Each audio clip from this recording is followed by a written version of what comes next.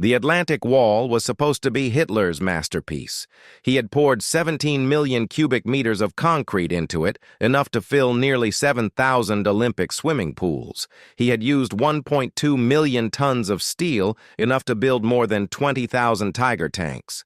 The French portion alone cost 3.7 billion Reichsmarks, equivalent to roughly $160 billion today.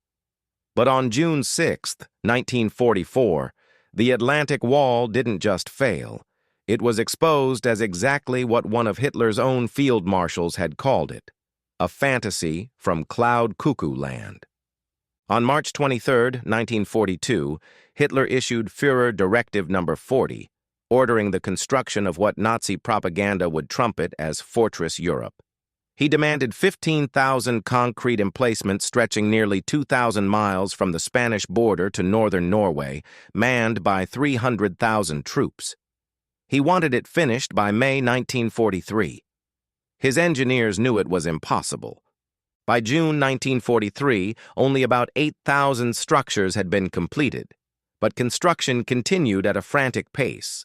The most important ports, like Cherbourg, became fortresses with the heaviest concentrations of guns and bunkers. The numbers were staggering. That's 17 million cubic meters of concrete equals 1,100 Yankee stadiums. The steel could have built 164 Eiffel Towers. A single standard bunker required 380 cubic meters of concrete poured over 17 tons of steel rebar, with walls 2 meters thick.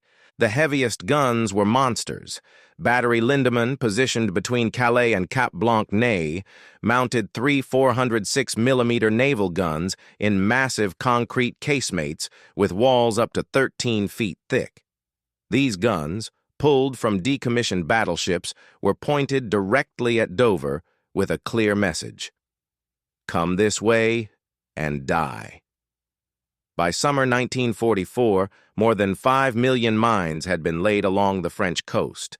German gun crews had spent months pre-sighting their weapons on anticipated landing zones. On paper, the Atlantic Wall looked unstoppable. But Hitler had no idea where the Allies would actually attack. The Allies didn't just plan to break through the Atlantic Wall. They planned to make Hitler defend the wrong part of it.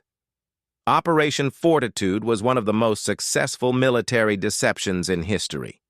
Fortitude South was designed to convince Hitler that the invasion would land at Pas de Calais, the narrowest point of the English Channel, just 21 miles from Dover. The logic was perfect, and Hitler embraced it. Calais was the shortest crossing, offering the quickest route to Germany's industrial heartland. It had 3 major ports capable of supporting a massive invasion. Hitler had even planned to use the same route for his aborted plan to invade Britain. If he thought it was the best route to invade England, surely the Allies would think the same about invading France. To sell the deception, the Allies created an entirely fictional army. The first United States Army Group, known as FUSAG, was supposedly stationed in southeast England under the command of General George Patton.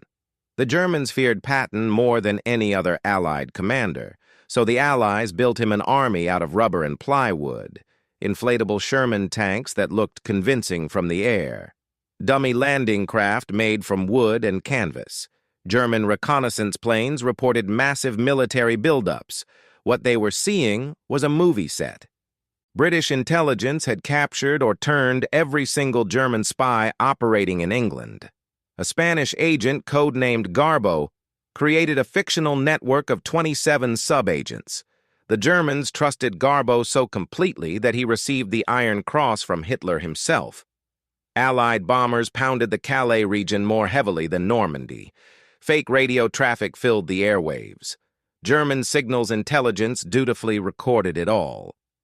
On June 1, 1944, Allied codebreakers intercepted a message from the Japanese ambassador to Germany reporting on a conversation with Hitler. The message confirmed that Hitler was absolutely convinced the main invasion would come at Calais. The German 15th Army, 19 divisions strong, sat at Pas de Calais.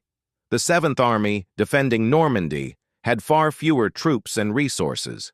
Hitler had bet everything on Calais. He had bet wrong. In the early hours of June 6th, German radar stations picked up thousands of Allied aircraft. At 5 a.m., German lookouts reported an armada they could barely comprehend. Nearly 5,000 landing craft, 289 escort vessels, and 277 minesweepers heading straight for Normandy. Behind them came 156,000 American, British, and Canadian troops. But Hitler was asleep, and his subordinates didn't dare wake him. Field Marshal Erwin Rommel wasn't even in France. He had returned to Germany to celebrate his wife's birthday. Rommel had been warning for months that the Atlantic Wall wasn't strong enough in Normandy. Hitler had ignored him. German meteorologists predicted 2 weeks of storms. Officers went to Paris, went on leave, attended war games. No one was ready. When reports started coming in, German commanders faced terrible confusion. Was this the real invasion or a diversion? The Allied bombing campaign had destroyed so many telephone lines that communication was spotty. The fog of war was thick. What made the German response catastrophic was Hitler's decision about the Panzer divisions. These were Germany's mobile striking force, capable of driving the Allies back into the sea. But Hitler had created an impossible command structure. He gave Rommel control of just 3 Panzer divisions. Only one, the 21st Panzer Division, was near the Normandy coast. The remaining elite divisions were held as strategic reserve under direct control of Wehrmacht Supreme Headquarters. They could not move without Hitler's express permission, and Hitler was still asleep. When Hitler finally woke around 10 or 11 a.m., he had already missed the most critical hours. Allied troops had fought through the initial resistance and were establishing themselves on the beaches. But Hitler still refused to release the Panzer divisions. He was convinced Normandy was a feint. The real invasion was still coming at Calais. This was exactly what Operation Fortitude had been designed to make him believe. Only the 21st Panzer Division managed to counterattack on D-Day. Around 4 p.m., it launched an assault against British forces north of Calais. Some German tanks actually reached the coast, but without reinforcements, they were forced to withdraw. They lost 70 of their 124 tanks. It was the only significant armored counterattack on D-Day, and it achieved nothing lasting. The Atlantic Wall itself was proving to be an enormous bluff. At Utah Beach, Americans landed in the wrong place, but found weaker defenses.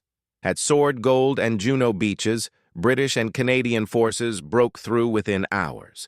Only at Omaha Beach did the Atlantic Wall function as Hitler had imagined. German machine gunners poured devastating fire onto American troops. For hours, it looked like the assault might fail. But even at Omaha, American determination eventually prevailed. By nightfall, they had taken out the German strongpoints. By the end of June 6th, all 5 beaches were secured. The Atlantic Wall had been breached. Approximately 10,000 Allied casualties, with about 4,400 confirmed dead. It was terrible, but nowhere near the catastrophic defeat Hitler had promised. Here's the remarkable part. Hitler still didn't believe it. Even with Allied troops on French soil, Hitler remained convinced this was a diversion. On June 9th, 3 days after D-Day, the double agent Garbo sent a message warning that Normandy was a diversion and the real invasion would hit Calais within days. The Germans believed him. Hitler kept the 15th Army locked in place at Calais for weeks. Historians estimate Hitler held back crucial reserves from Normandy for 6 to 7 weeks. The Allies had hoped Operation Fortitude might buy them 2 weeks. Hitler gave them 7. During those critical weeks, the Allies poured more forces into Normandy.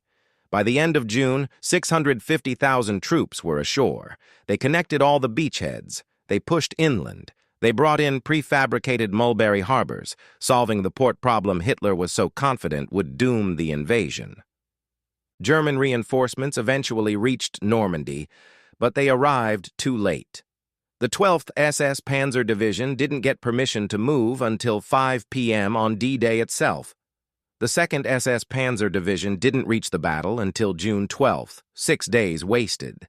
The 1st SS Panzer Division wasn't released until late June. By then, the Allies had established an unbreakable foothold.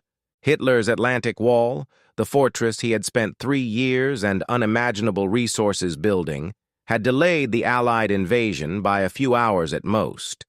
His conviction that the Allies couldn't invade without capturing a major port proved wrong. His certainty that the invasion would come at Calais proved catastrophically mistaken. His refusal to release the Panzer reserves when they might have made a difference sealed the fate of Nazi Germany. By the end of June 1944, the Allied beachhead was 15 miles deep. Paris was liberated in August. By September, Allied forces were approaching the German border. Germany was caught in the vice Hitler had always feared.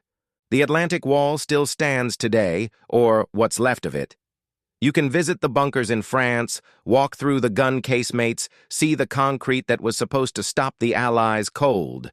They're tourist attractions now, museums, reminders of what happens when military planning is driven by delusion rather than reality.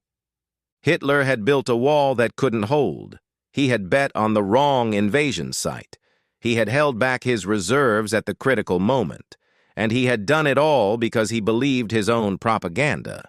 The Atlantic Wall wasn't beaten by superior Allied firepower alone. It was beaten because Hitler had constructed it to defend against the invasion he imagined, rather than the invasion that actually came. June 6, 1944, was the day Hitler learned the truth. His Atlantic Wall was a lie, and by the time he realized it, the war was already lost.